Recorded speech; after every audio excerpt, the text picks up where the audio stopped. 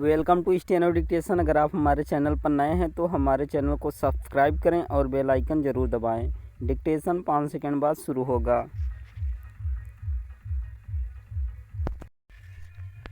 Start. स्वदेशी युद्धपोत INS Imphal को नौसेना में सम्मिलित करने के अवसर पर रक्षा मंत्री राजनाथ सिंह ने यह जो कहा कि अरब सागर में भारत आ रहे जहाज MV केम प्लूटो पर हमला करने वालों को बख्शा नहीं जाएगा और उन्हें समुद्र तल से भी खोजकर उनके खिलाफ कठोर कार्रवाई की जाएगी।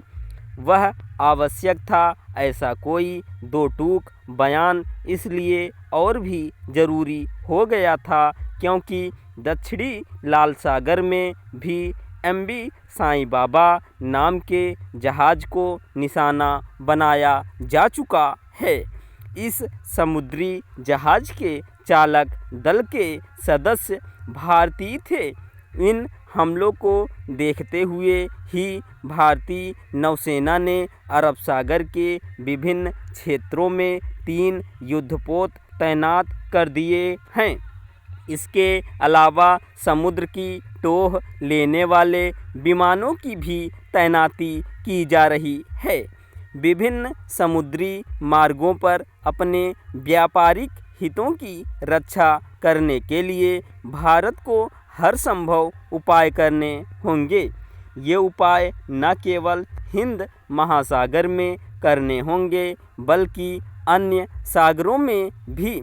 यदि समुद्री जहाज़ों पर इसी तरह हमले होते रहे तो भारत आने एवं यहाँ से जाने वाले जहाज़ों को अपना मार्ग बदलने के लिए मजबूर होना पड़ सकता है।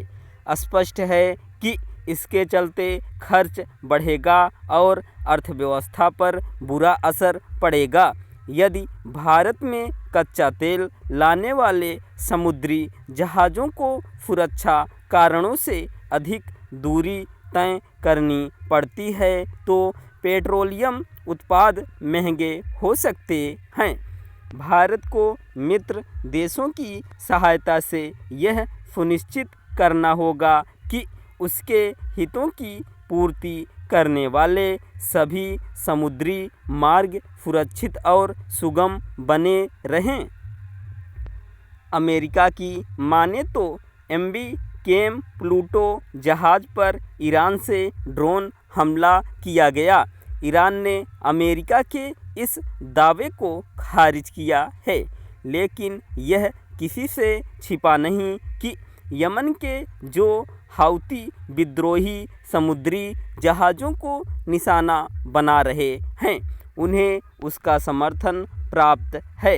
हाउती विद्रोही इजरायल पर बर्बर आतंकी हमला करने वाले हमास के समर्थन में समुद्री जहाज़ों पर हमले कर रहे हैं।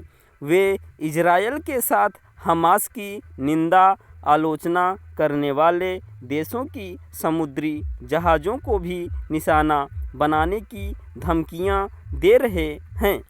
ईरान जिस तरह हाउती विद्रोहियों को हथियार और पैसा उपलब्ध कराता है, उसी तरह हमास को भी एक समय था जब सोमालिया के हथियारबंद गिरोह समुद्री जहाज़ों के लिए खतरा बन गए थे। तब भी भारत को समुद्र में सतर्कता बढ़ानी पड़ी थी। अब जब हाउती विद्रोही ईरान जैसे देशों के समर्थन से समुद्र से होने वाले व्यापार के लिए खतरा बन रहे हैं, तब भारत को अपनी समुद्री ताकत बढ़ाने पर और अधिक ध्यान देना होगा। ऐसा इसलिए भी करना होगा क्योंकि चीन हिंद महासागर में अपना वर्चस्व बढ़ा रहा है। एक ऐसे समय जब भारत की आर्थिक शक्ति बढ़ रही है, तब उसे अपने आसपास के समुद्री मार्गों की सुरक्षा के लिए और अधिक सतर्क होना होगा। स्टॉप।